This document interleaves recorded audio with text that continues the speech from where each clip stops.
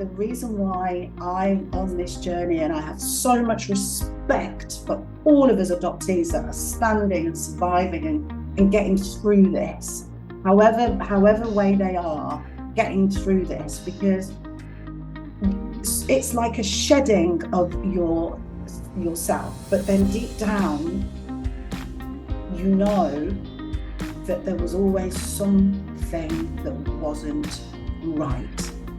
We didn't know where it came from. Now I understand that that place comes from a pre-verbal place, a very, very deeply damaged, traumatized place. And when you are going through this and having to put yourself into that place, because it's you, ultimately, it's me, it's us, we've woken up to the truth of where this damage and this extent of this trauma, this place so delicate and vulnerable, and you know, that is what we're dealing with here. And it is, even as I'm talking about it, I can feel it, but it's been so difficult, because it's like, well, who am I really? That this is the first time in 6 months that I've been able to sit down and share on my channel what on earth has been going on.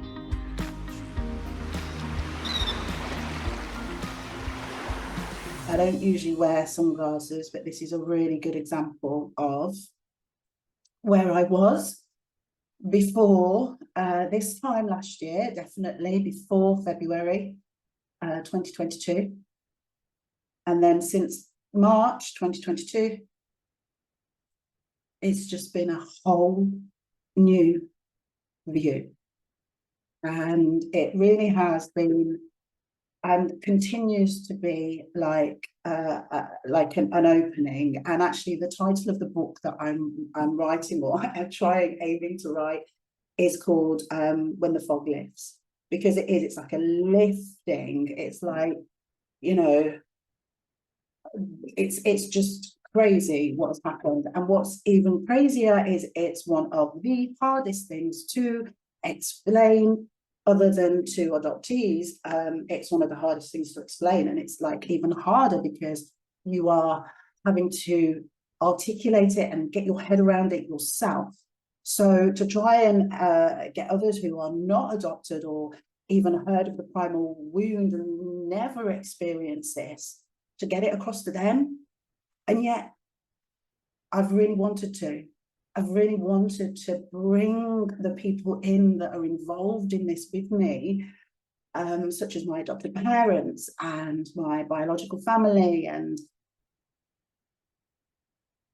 thank goodness there are millions of adoptees out there, adult adoptees, just like me, ticked all the boxes, just like me. And that box, which is so similar, is amongst all of us, is that box at around 50 years old, when suddenly, and it is kind of suddenly, it's just, I mean, and I say suddenly because I wrote a chapter in The New Woman in 2021. And when I was writing that book, I had the glasses on.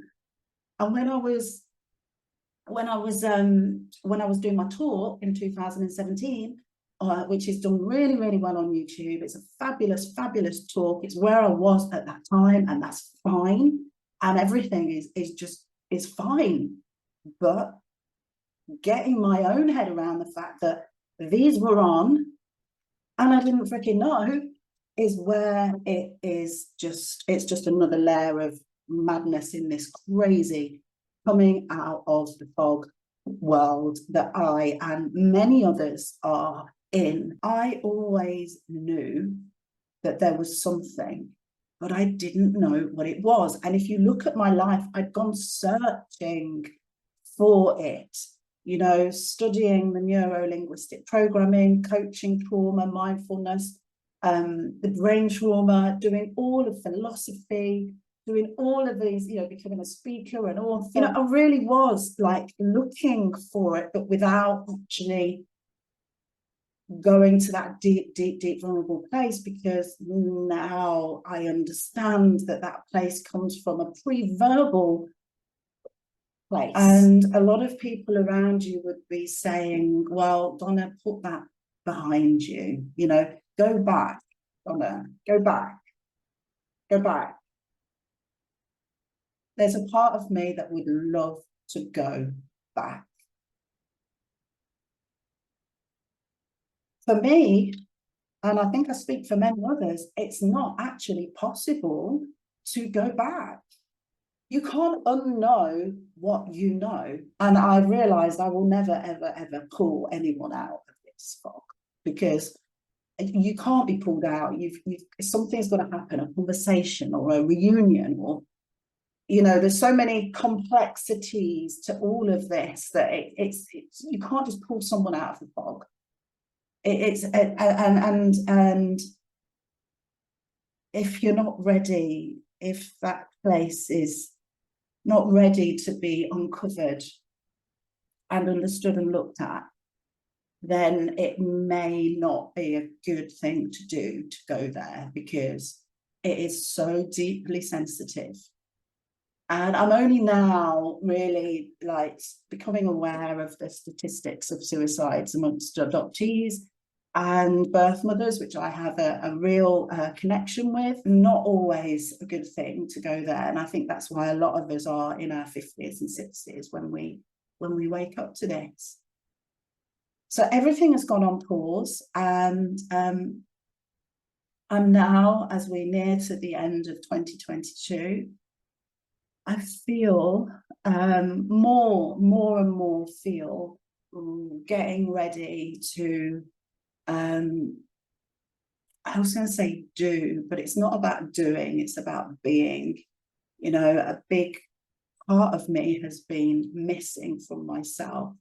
And therefore, as adoptees, we like, you know, we've been doing and trying and really over the years, like covering up something that we don't even know why or what, and just doing and pleasing and for everybody else. And, you know, one thing that I've been sort of battling with is learning how to be.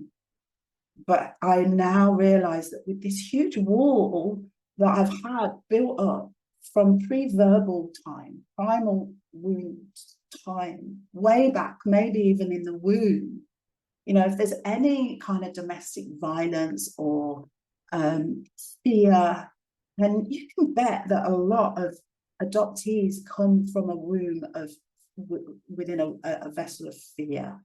When you consider what actions are taken, you know, and you know, so many different circumstances can fall into that. But what that means is, from a pre-verbal as far back as the very beginning, we were in fear, we were anxious, our neural networks were already firing, we were in shock from a very, very pre-verbal time. And that is huge. That provides huge answers for us in our later life. And I think it comes to us at a time when our subconscious has been holding on to this from being released consciously for so long, because it can only come when we are ready. It can only come when we're ready. I think the conversation I had with Steve, which you can go and watch on one of my last videos before this all just stopped. I think it was around February time that I explained what it was for me. It was like that conversation, but I led myself down that road to that conversation, and I heard what I heard from that conversation, and then I opened up to that. But I reckon if that had happened a few years before, then you know, when my glasses were on, then I would have likely had cognitive dissonance, and it just would not have been the right time for my subconscious. Magical how we've got such power in ourselves and in our brain. You know, it's our brains have wired itself for us to cope with all of this. And the more I am like exploring and going through all of this, the more I'm realizing how freaking magnificent we all are, adoptees. I mean, all of us are, but you know, adoptees, we have really like worn so many different masks. And I don't believe that we are not authentic with that. I think the vulnerable, deep place that we come from, you know, the empathy that there is, the love, the feeling.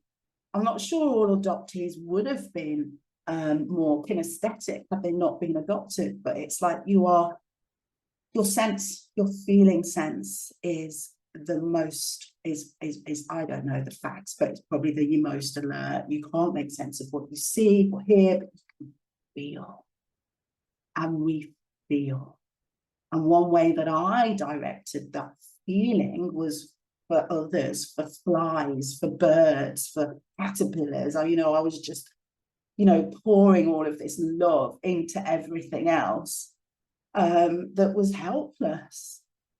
And that's coming from a deep, deep, helpless place within ourselves. So all of this has been coming out over the last 6 months, and I have not been able to really do anything. It's just been holding on. And I know that's why I had these like internal panic attacks. My nervous system was literally holding on. I'm so lucky that I haven't had any more major dis-eases coming out. And I think, and I feel the reason is because I have been doing mindfulness. I have been working with children, which is the best therapy you can do, by the way, if you know, to feel good, help others feel good, to feel peaceful, help others feel peaceful.